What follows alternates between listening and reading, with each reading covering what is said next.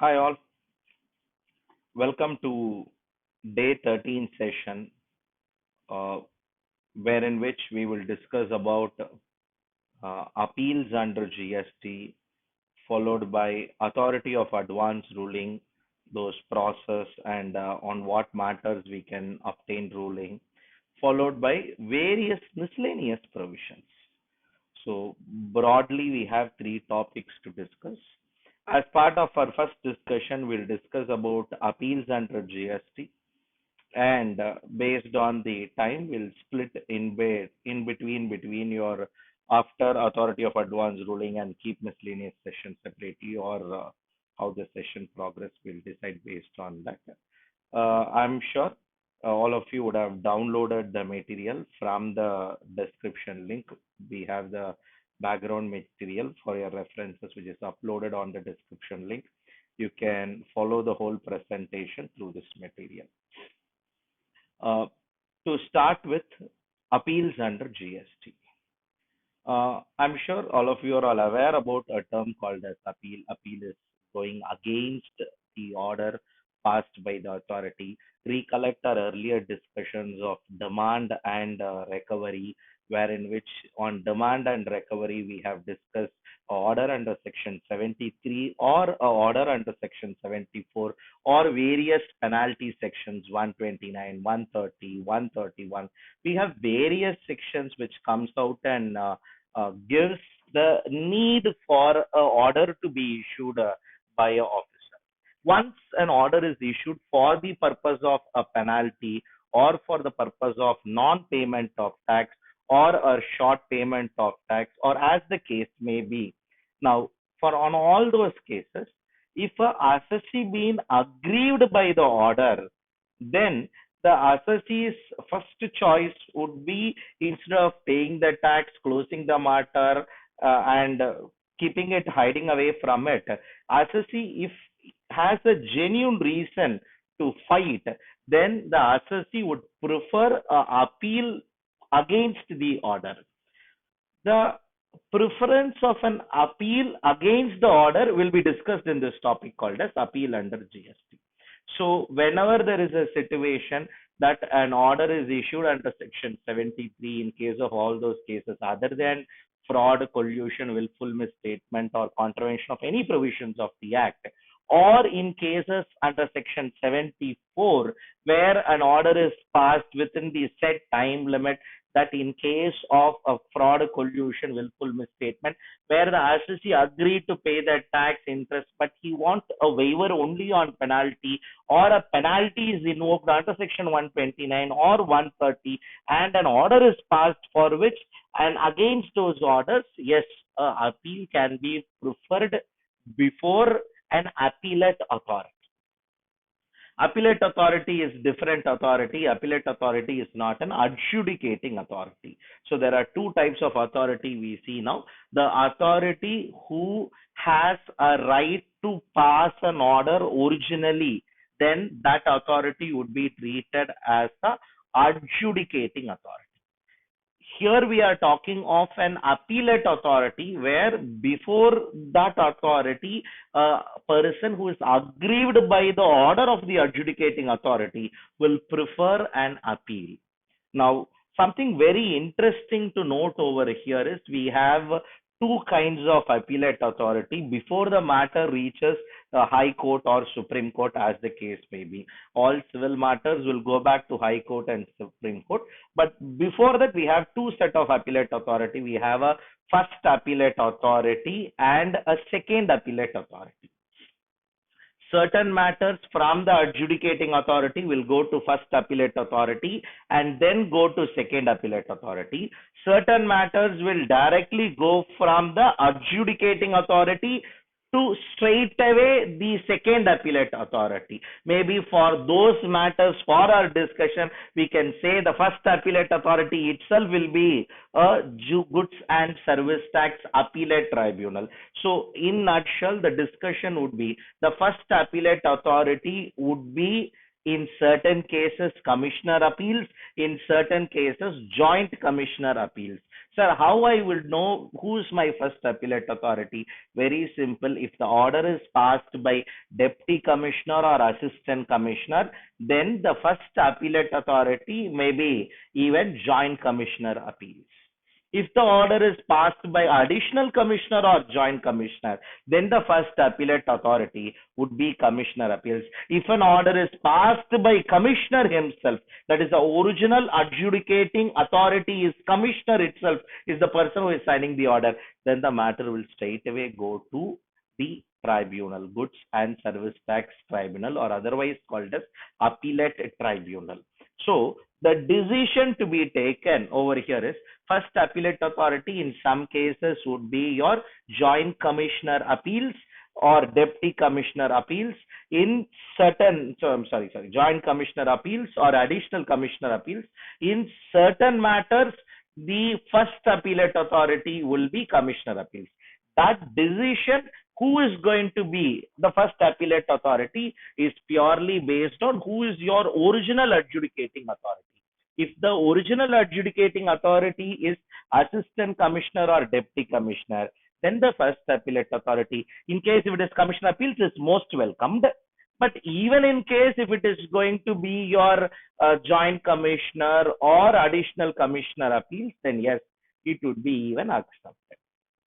If the order is passed by your additional commissioner or joint commissioner, then the first appellate authority has to be a person who is a commissioner appeals. So why or how, what is the limit for the purpose of processing the order? All that is based on your monetary limits. We have a monetary limit. Assistant commissioner can pass orders up to rupees so much. Deputy commissioners can pass order up to rupees so much. Additional commissioners can pass orders up to rupees so much. Commissioner can pass order anything beyond so much. So we have a limit of 1 crore, 3 crore, and 1 crore, 3 crore, 5 crore, and 5 crore and above. I'm not getting into that limits associated it, because for a state law it is different, for a central law it has been different. However, central law has issued a circular relating to it. But for our understanding over here, we have a limit. Only based on that monetary limit, who will sign the order is decided. If the amount is going to be less than a particular amount, let's say for example, less than 1 crore rupee, then assistant commissioner or deputy commissioner has the power to sign the order. In case the amount is going to be less than 3 crore rupees, then the joint commissioner or the joint commissioner or additional commissioner have power to sign it. In case amount is going to be more than that, then commissioner will have power to sign it. So the decision whether who is going to be my first appellate authority is based on the original authority. Having discussed about it, getting into the first appellate authority, what is the process involved in it? When a person is aggrieved by the order passed by a adjudicating authority. So first of all, understand there should be a situation like this. When an appeal will be filed before first appellate authority, first of all, there is an audit or an investigation or a search or an inspection. Recollect all this topic we have discussed earlier. So take the trial from there. There is an audit, there is an investigation, there is a search, there is a scrutiny, something happens, or even a self-assessment which has been taken up, or a provisional assessment that has been taken up. On this, there is a tax payable. That tax payable is determined as per section 73 or as per section 74, and it is being adjudicated by a authority, and an order is passed as per section 73 and 74, a assessee or a supplier is aggrieved by the order passed by the adjudicating authority, then he may prefer an appeal before a first appellate authority within 3 months from the date of communication of such order.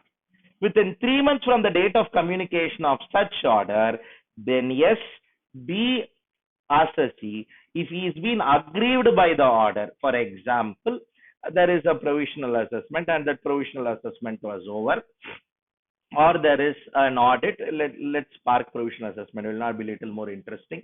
There was an audit conducted by the department. Department is of a view that product is liable for 12% GST, whereas assessee is of a view the product is liable for 5% GST. Now there is a dispute, the differential tax of 7%. To that extent, a notice is issued under section 74 that the assessee has suppressed the information of just hiding the product. Actually, the product is liable for 12%. However, the assessee has paid 5%. Notice was slapped.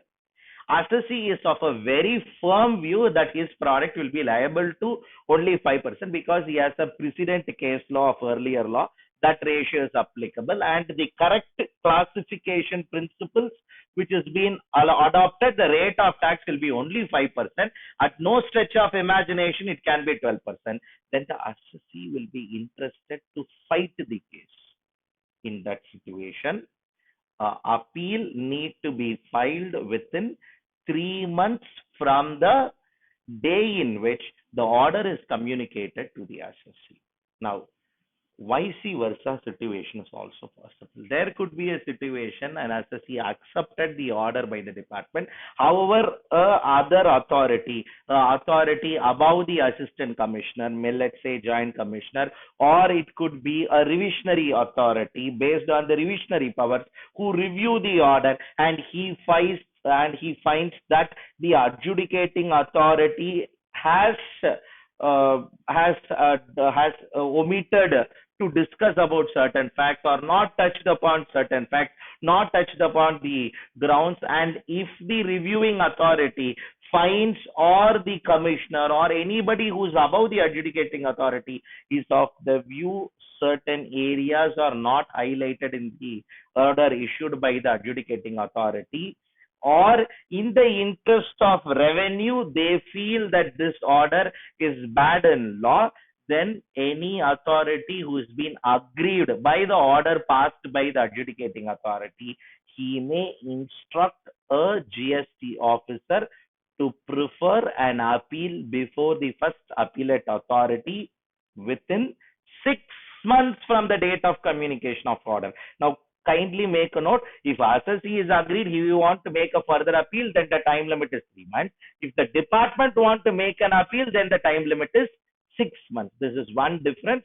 and both of them there is a possibility of delay to be condoned by the first appellate authority. First appellate authority may condone on reasons recorded in writing, and if the reasons are convincing to the first appellate authority, the first appellate authority on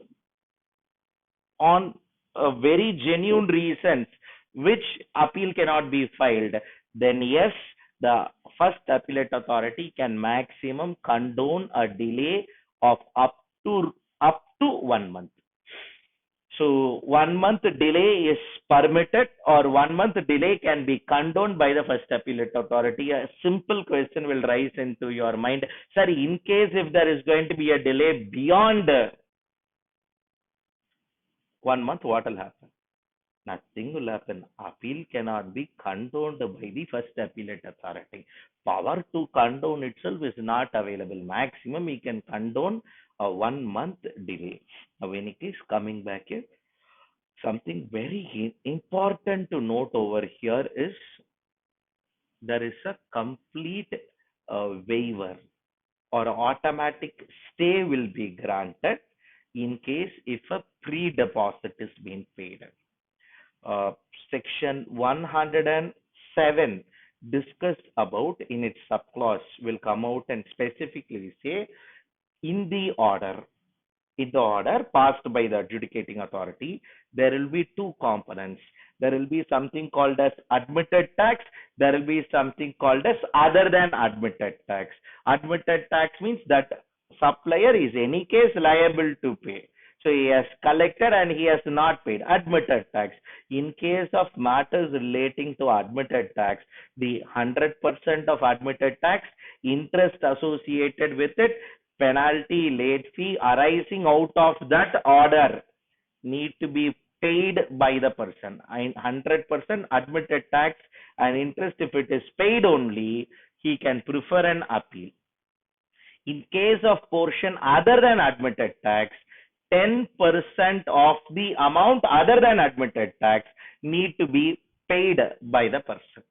So if there is going to be a tax demand of, let's say, 25 lakh rupees arising out of an order, that is this differential tax, which is not an admitted tax. Assessee says the product is liable for 5%. Department says the product is liable for 12%. Here there is no question of admitted tax come into play at all. The difference 7% is liable for tax. Assessee has did a turnover on that product, let's say 1 crore, so they are liable for a tax of 7 lakhs. That 7 lakhs for which show cause notice was issued, opportunity is given, order is passed. Now go back to 73 and 74. All compliances are done and an order is passed, against which now an appeal is preferred. They have to file an appeal within 3 months from the date of communication of order. On this 7 lakhs, 10% has to be paid. Up to how much, sir? Maximum of 25 crore rupees, 10% of the other than admitted tax, or rupees 25 crores, whichever is less. Kindly make a note on this pre-deposit, a very important area from an exam perspective. From an exam perspective, be it CS final, be it CA final, I do respect CMA final, but the point here is rarely that point is tested. But from CS and CA final, calculation of pre-deposit is important. We are reading CGST Act section 107. Then in CGST Act section 107, 10% is there, means now go back to SGST Act section 107. SGST Act section 107 will say another 10%. So in total, 20% of total duty. Okay, 3.5 lakh CGST, 3.5 lakh SGST. On 3.5 lakh, 10%. On 3.5 lakhs, 10%. So that is how it has to be computed. Sir, I have a IGST liability, good 20%. So point here for our discussion is 10% of CGST, 10% of SGST, though 20% do I need to pay, sir? Yes, 20% that person has to pay. Now, 20% of total tax. If you look it as total, 20%. If you look it as CGST alone, then it is 10%. So a person has to pay upfront this money. Balance taxes are automatically stayed. So that is the interesting aspect associated with this discussion.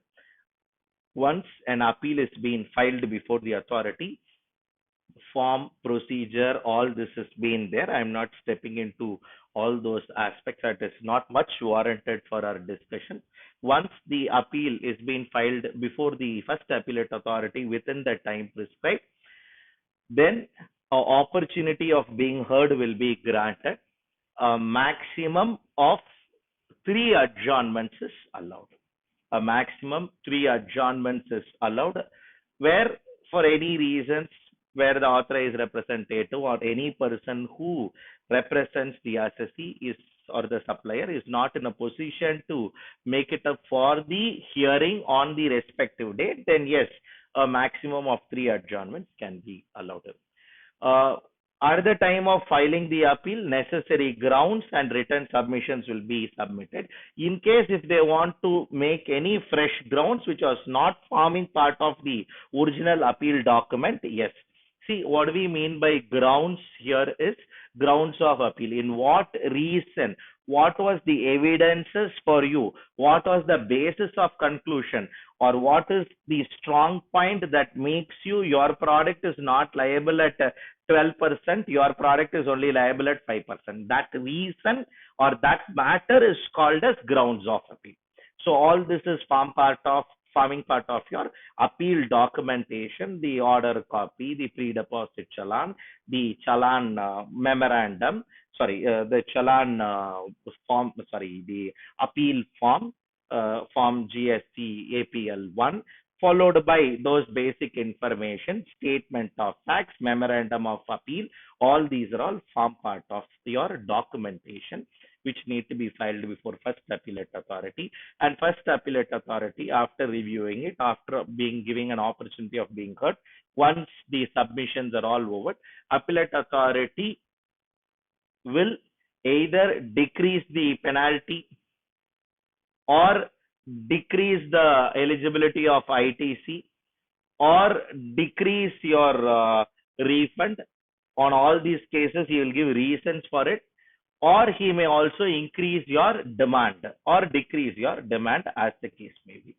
Now, however, he has no power. First appellate authority has no power to remand the matter back to the original authority or adjudicating authority for a fresh adjudication. That is to say, kindly verify this once again. Who cannot do? First appellate authority cannot. A first appellate authority has all power. He can annul the order, he can allow the order, he can allow the appeal, he can disallow the appeal, he can increase the demand, decrease the demand, he can increase the penalty, decrease the penalty, increase the refund, decrease the refund, whatever, all is possible. But he cannot refer back the matter for a fresh adjudication once again. That is one power which is not available with an adjudicating authority, and an adjudicating authority order should be a speaking order. That is all the facts, all the purpose, reasons why he took a particular decision like this, all that should form part of an order. And generally an order need to be passed within 1 year from the date of filing the appeal. In case of any stay is being granted, then those stay period granted by the courts, in case assessee has preferred a stay for payment of pre-deposit, which is rarely, then yes, those stay will be forming part of your, that stay period will not form part of your 1 year. But generally, time limit is 1 year within which the order need to be passed. Once the order is passed, a copy of the order will be communicated to the respective assessee, to his appellate authority, to his adjudicating authority, and to the commissioner of respective jurisdiction, both commissioner. In case if it is SGST commissioner, then SGST, or UTGST commissioner or UTGST, one copy will also be served to him. This is the process that is involved in the first appellate authority. Starting from what is the time limit within which appeal will be filed, what is the process documentation involved, what is the process of the first appellate authority, how it will be selected, what time tenure within which, how the order will be passed. These are all your first part or first appellate authority related matters. Moving to a revisionary authority discussion. Section 108 discuss about powers of a revisionary authority. See, revisionary authority means an authority who come and revise the order which is originally passed by the adjudicating authority. See, as simple as that, whether the whether the class teacher is whether the class teacher is doing or executing her portions correctly or not will be verified by the respective head of the department. Whether all the head of the department is working correctly or not will be verified by the respective principal. Whether all the principals of kindergarten, this garden, that garden, followed by from class 5 to class 3 to class 5, class 6 to class 10, 11th and 12th, all the principals of all, kindergarten principal, secondary school principal, elementary school principal, higher secondary school principal, all these people are working or not will be responsibility of the final principal. Verbatim same way, whether assistant commissioner and deputy commissioner to whom we gave power to pass order, whether he is doing the order or he is processing the orders properly or not, who will review? His higher ups, which is going to be whom? Additional commissioner and joint commissioner. Additional commissioner and joint commissioner is passing the order correctly or not. Who will review? Again, his higher up, which is going to be your commissioner. Whether commissioner is passing the order correctly or not, who will review? Chief commissioner. See, end of the day, one authority's order is reviewed by another authority. Why? See, not every time assessee alone will be aggrieved by the order. There would also be a possibility of Again, sometimes order passed in against the interest of revenue.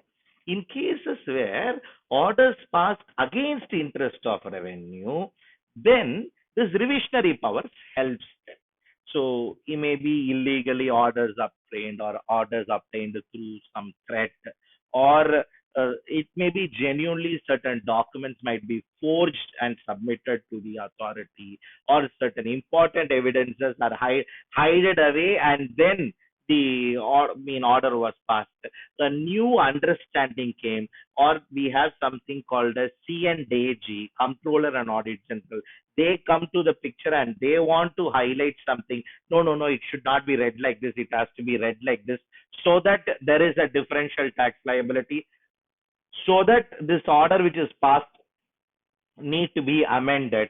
In case of all these purposes, yes, the authority, revisionary authority, has power to pass a order. So a revisionary authority will not exercise its powers when already the matter is before an appellate authority. That is, the matter is being, that order is passed, assessee is agreed, assessee filed appeal before the authority. Yes. In case the appellate authority has not touched on certain points, maybe yes, the revisionary authority may get into that, based on that order he can go. Or a period of 6 months has not passed after issuing the order. Why? Because within 6 months you have a time limit, and the revisionary authority should take that matter within 3 years. Beyond 3 years also, this revisionary authority has no right to take the matter, or this matter is already considered by the revisionary authority, or the matter now which has been executed itself is already taken up by a revisionary authority. See, probably you're all finding it little difficult to follow me. I do understand. It requires a little bit of practical exposure on this ground. Order passed by a adjudicating authority, his higher ups will review. He has levied a penalty of 50%, which is actually wrong. A penalty of 100% has to be levied, means they'll call him and say, why you levied a penalty of 50%, which is wrong. We are reissuing a revisionary authority will pass, refer the order and say we are passing a revisionary order where the penalty is now increased by 100%. In case if this 100% order will be passed by the first appellate authority will allow 100%. Assume for a moment. In case first appellate authority fails to allow it, then the revisionary authority again will come back and will insist, because that point was missed by the first appellate authority, maybe inserted by revisionary authority. If the order is within 6 months, then it will not be taken up for review by revisionary authority, because you have a time limit to file appeal. And if the order is beyond 3 years, again it cannot be taken by a revisionary authority. If it is already considered, that order is already considered by revisionary authority, it will not come before revisionary authority. Just be aware, when an order can be taken up by a revisionary authority, that should be sufficient from an exam perspective. Once the moment you come into the ground of practice, you will have a better, more understanding of revisionary orders, what is original order, revisionary order, what are the powers of revisionary authority, those grounds.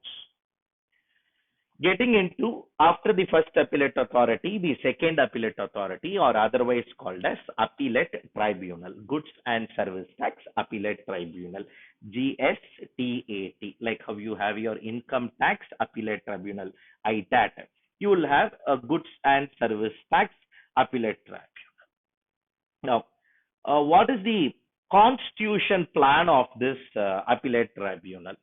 Section 109 discuss about the constitutional plan, how the GST appellate tribunal is going to be planned to be structured.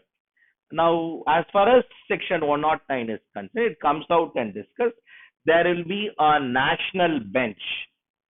This national bench will be having a president, national president, followed by one member technical from center, one more member technical from state. So it will be a 3-member bench. Now this national bench, based on the needs, will have as many as regional benches. And the regional benches, national bench will be situated in Delhi, no doubt about it.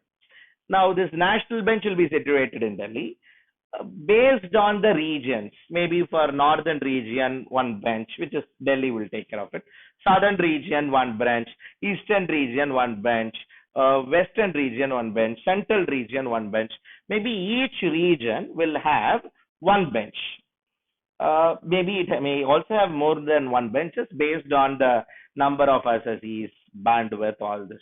So generally it will be preferably all the tier 1, tier 2 metros will have your metros, and tier 1 metros, tier 1 closer nearby to metros will have a regional benches. To the national bench will be there. Similarly, there will be something called as a regional bench. Regional bench will be headed by a member judicial and one member technical member from the center, one technical member from the state. So that is how the bench would look like. A bench here refers to the judge, the panel of judges who sit and listen a case. Okay, bench means don't think a normal bench. Bench is a word used from the legal background. The bench consists of minimum three people. Three people, three judge would sit and listen to us, or three members would list. Members here, members, judge, or synonymous word when it comes to tribunal matters. So coming back here, three-member bench would sit and listen, where one member will be a judicial member, meaning that he'll be good in terms of the law, understanding of the law. One member will be a member technical center, and one member will be a member technical state. Similarly, there will be something called as state benches. Sir, already you told one bench. That is what? National bench, all India level. Similarly, equivalent to that, every state will have a state bench where there will be a state president, as usual, one member technical and one member state. So that is called as state benches. State benches, in case more cases are there in many areas, then the state bench will have a subdivision called as area bench. Area bench will also have three persons, which will be one member, which will be judicial, one member center, and one member state. So, to put it in a different way, then how many benches we will have, sir? National bench, regional bench, state bench, area bench. Okay. Four benches we'll have. See, when it's going to come live on that day only, we will know. As of now, this topic is the theoretical topic. Understand, it has to get formulated, constituted, it has to take its work. Maybe the existing tribunal, they are also treating it as going to be a GST tribunal. We are really waiting for many things, because after been discussing a lot more about appellate authority of advance ruling, when it really constituted only, we understood, okay, this is the model at which we are going to work out. So many things are under discussion, many things is on air, so we have to wait and watch how it really functions. But there are certain guidelines relating to it. The business, how each what matters will be handled by whom, that will be mutually decided by the president, national president, and the state president. Government is not going to get involved in all this. How you are going to distribute, you decide that matter.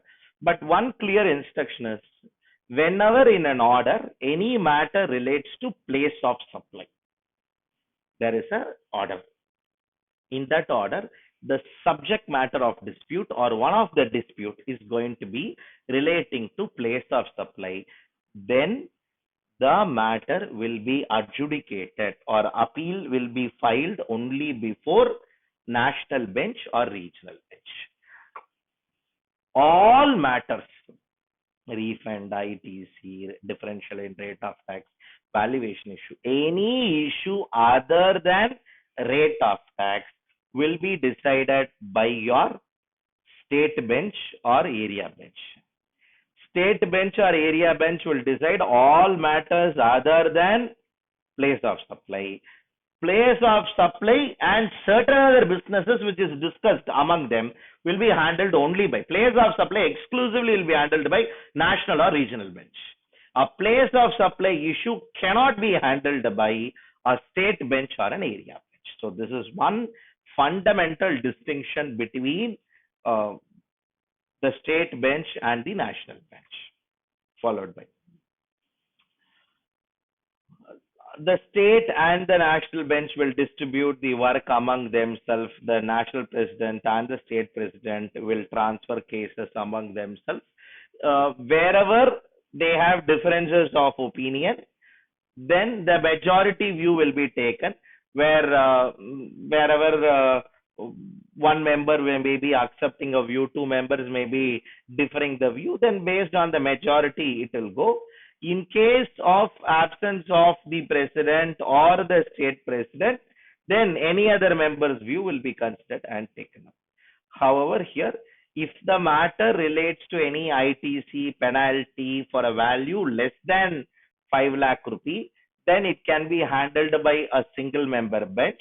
In case ITC fine penalty value more than 5 lakh rupee, it will be handled by a more than two member bench. So point here is, if the value is less than 5 lakh rupees, a single member, one person will sit and listen the matter. This is about just the constitution of the GST appellate tribunal. Who can become a president of a national bench? Who can become a state president? So when we go back and discuss about it, president of a national president, a national bench president, who can be? He can be a judge of a Supreme Court, a past judge of Supreme Court, or he might be a chief justice of a high court, or a judge of a high court having an experience of more than 5 years. Then those people can be a state president or a national president. National president, definitely judge of Supreme Court or chief justice. Yes. Similarly, chief justice of high court or a judge of high court, at least for a period of 5 years, then yes, he would be treated as a state president. Their tenure as a state president or a national president will be for a period of 3 years, and their appointment is renewed up to a period. They are reappointed for another term of 3 years up to an age of 70. So if they are going to be a state president, they may be in service up to a period of 70, followed by all those judicial member. Judicial member will be a judge of a high court or a district judge of a respective high court, or who has been in legal service at least for a period of at least who is in legal secretary services as at least an additional secretary for a period of more than 3 years. Their tenure also will be for a period of 3 years, and further, they are all reappointed. The age limit is up to 65 years. They are all reappointed. So somebody at 55, 58 steps in as a judicial member. He is initially appointed for 3 years, and every 3 years later, he is again renewed, so on and so forth. Any member of IRS officer of Central Excise or Service Tax or Customs, or he is a Group A officer and who has spent in 15 years of experience, then he is appointed as a technical member center. He is additional commissioner of a state government, and he has been as an additional commissioner for a period more than 3 years. Then he will be appointed as a technical member state, and technical member state and technical member center appointments are for a period of 5 years, and they are all reappointed for an age up to 65 years. So these are all something to do with the appointment, how their appointment will be there, all this. What are the powers or what appellate tribunal can do? Section 111 defines about all this. What powers a civil court has, same powers are with an appellate tribunal. Appellate tribunal can summon somebody, enforce somebody to give documents, and they can request some public documents which are all not accessible at any other point in time. They can summon a person and ask to submit document. They can accept representation, they can dismiss all those representation, and they can issue and examine certain matters specifically. They have to follow as usually the principles of natural justice, that is giving an opportunity of being heard before taking any final decision by the person, and pass an order after taking up decisions based on various powers. See, what a civil court has power, same powers are available with an appellate tribunal. If they want to summon somebody, they can summon somebody. If they know some records are maintained by a person, but it is a public document, it cannot be available for private purposes, then they can access those public documents, or they have right to access those purposes. All this is possible. What is the procedure that is to be followed in case of filing an appeal? Before we discuss about the process of filing an appeal, who will go file an appeal, remember here two things. Any person who is aggrieved by a order passed by a first appellate authority. First of all, I was aggrieved by the order passed by the adjudicating authority. That fellow never gave, adjudicating authority never gave justice, so I went to first appellate authority. First appellate authority also never gave justice. Do I have another remedy? Yes, the final fact finding authority. Understand? Final fact finding authority. In terms of fact, the last authority is your appellate tribunal. So appellate tribunal is a final fact finding authority, and to that final fact finding authority, I can make a further appeal when I'm aggrieved by the order passed by a first appellate authority. My order was passed by commissioner. Then the first appellate authority that I'm going to make an appeal is will be appellate tribunal. Can able to carefully note, order passed by a person who is assistant or deputy commissioner, first appellate authority is joint commissioner.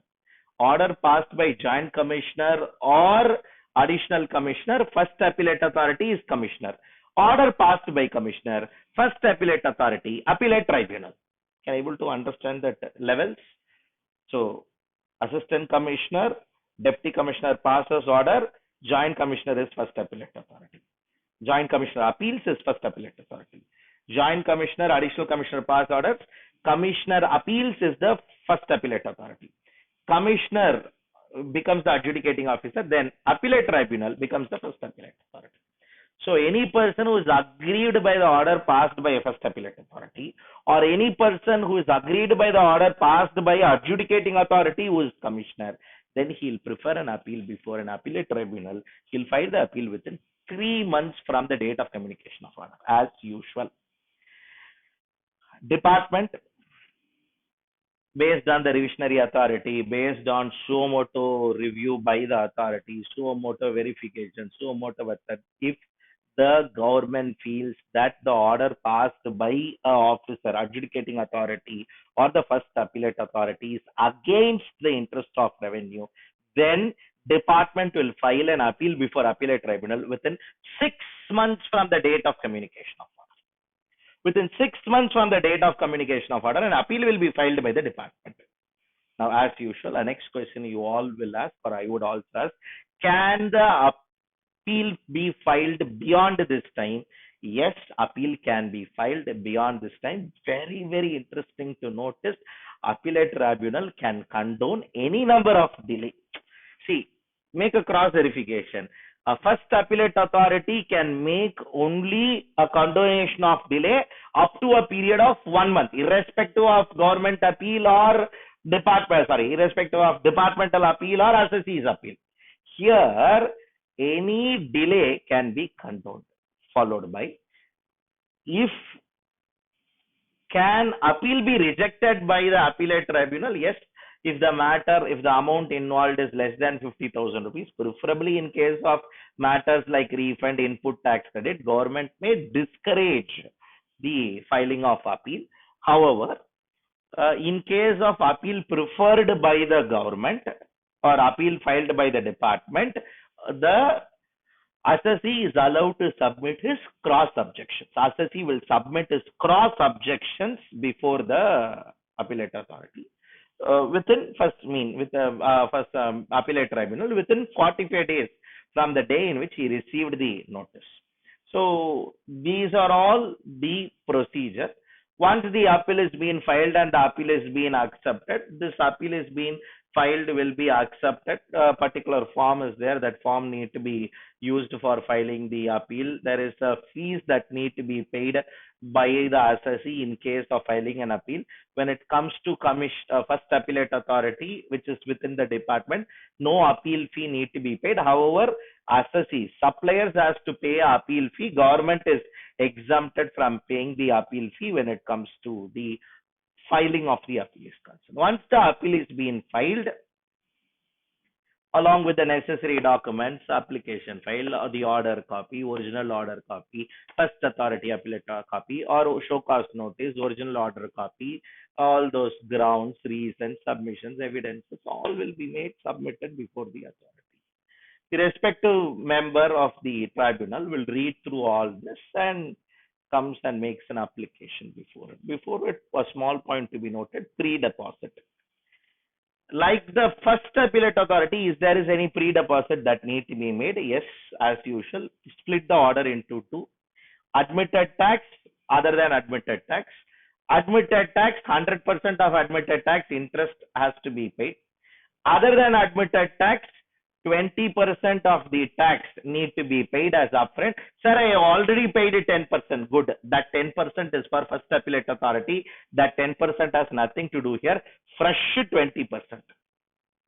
Sir, 20% means this law 20%, that law 20%. So it comes to 40%. Yes. Very interesting to note. First appellate authority 20%, next appellate authority 40%. In total, assessee will pay 60% of his money and fight the matter. See, it's very easy to say, very easy to say, but when it comes to practice on on matters like this, government has to rethink about it. I'm sure definitely the moments the orders comes, the process come, because unnecessary demands will come, unnecessary matters will come, and we are talking of 25 crores, 50 crores when it comes to appellate tribunal, up to 50 crores or 20%. Come on, I'm and if issues like classification, valuation on big contracts touches, these numbers are little higher side, but at any point in time, sometimes this becomes a threatening weapon for somebody. See, knowingly, I have a doubt. Unnecessarily, if this doubt raised, assessee, if he even want to fight, he has to pay this money upfront and fight. See, I do understand I'm entitled for interest if I win. See, come on, today my working capital is getting blocked. Today, I'm stuck with my business. And we are talking of something about our top lines. We are not talking of something about our bottom lines. These are all some challenges that business have from a litigation strategy perspective. But in any case, sometimes they have to be little aggressive and they have to go fight and win all those matters. But point here to be noted is, apart from the 10% earlier paid, a fresh 20% need to be paid in case of other than admitted tax. 20% CGST, 20% SGST makes the sum total as 40% for the purpose of combined tax. Once the tax is paid, appeal is being filed. Yes, it will be taken up for hearing. On the date of hearing, yes, the authorized representative of the assessee, who can be authorized representative in our next slide or so, we will read a chartered accountant, a cost accountant, or it can be an advocate, or it can be an employee, or it can be a goods and service tax practitioner. These people can represent the assessee, and once they represent the assessee, they can put forth their views before the authority. On being heard and after reviewing all the documents, maximum within a period of 1 year from the date of filing, the order will be passed by the appellate authority. Now, these are all the process for the purpose of filing a matter before an appellate tribunal and getting it through over it. Followed by the entire administration, financial matters, how to approve it, who will handle it, what is the expenses they need to make, all are managed by the national president when it comes to the national president when it comes to a national bench, and if it is by the state president, then it comes to the state bench. As per section 115, from the date of payment of pre-deposit till the date of refund, in case assessee has won the matter, the assessee is entitled for an interest. Assessee is entitled for an interest under section 54. Under section 54. From the date of payment of the amount till the date of refund of such. From the date of payment of the amount till the date of refund of amount, assessee is entitled for a interest which will be paid by the department. Who can be the authorized representatives? I think we have already discussed about it. Now, sir, does the dispute will close at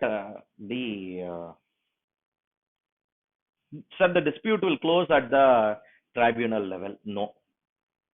In case if it is a state bench which passes the order, then after the state bench order, the matter will now go to the respective high court. So if the issue involves a substantial question of law, then an appeal need to be filed before high court within 180 days. Let me repeat, the issue involves substantial question of law. So the appeal will be admitted before the high court, and what are the substantial question of law will be raised. Once the substantial question of law is accepted by the high court, then yes, the high court will pass a order after taking into concurrence the representations and various things is made. After high court, the matter can go further up to Supreme Court in case if it involves a substantial question of law. And also make a small point note here. After the matter relating to national tribunal we have no national, sorry, not national tribunal, national bench. After a matter order passed by a national bench, directly the matter will come to Supreme Court. So any orders of national bench and regional bench, that is matters relating to place of supply, after national bench and regional bench, the next appeal lies before Supreme Court. So straight away it comes to the Supreme Court. As far as Supreme Court time limit is concerned, it is Civil Procedures Code, which will be 120 days, not told under GST law, told under the Civil Procedures Code, and the issue should involve a substantial question of law. A substantial question of law, then the question of law, substantial question of law will be taken up and then discussed. And if the court is convinced, yes, the appeal will be accepted, and then it will be taken up for hearing and the order will be passed. Until High Court gives the decision, Supreme Court gives the decision, the authorities will not pay. Once the matter goes out of the tribunal level, then automatically recovery proceedings will start. The assessee is liable to pay all those taxes irrespective of High Court and Supreme Court payments. Once they get a favorable decision, they may get back the money from the government as refund. Sorry. So this sums up the discussion relating to appeals under GST. First part of our discussions relating to appeal. At this juncture, we will do one thing. We will break our first session at this level relating to appeals under GST. These are all some points which need to be taken care from an appeal perspective. So we have a first appellate authority followed by an appellate tribunal and then High Court and Supreme Court. Kindly make sure certain matters from the original authority directly will go to appellate tribunal. From appellate tribunal directly will go to Supreme Court. So you can see some jumps happening. Sometimes from adjudicating authority to first appellate tribunal to first appellate authority to appellate tribunal to High Court to Supreme Court, which will go to a regular 4 routine. Certain matters will go like this, certain matters will go like that. Which matter is going to be the final takeaway of your appeals under GST? See, these are all process. As of today, we are speaking. The government is in the process of constitution of all those appeals. We have now at least till first appellate authority level is there, but at next appellate authority constitution of all this is lined up, which will get commenced at least in the very near future, so that we'll have a better, more understanding, better, more procedural aspect. Once the GST appellate tribunal comes out, then they'll formulate the procedure which will be adopted by the GST appellate tribunal. That and all gives a better, more clarity in relating to how they are going to proceed about it. This sums up our video on the first part of our discussion relating to appeal under GST. On our next upcoming video, we'll take it up matters relating to authority of advanced ruling and miscellaneous provision. In miscellaneous provision, nothing we have a small references of few sections. So it's a bulk area. It starts with section 143. Of course, we have discussed already 143, which is jobber. From 144 to 174, you have a lineup of sections up to 30 odd number.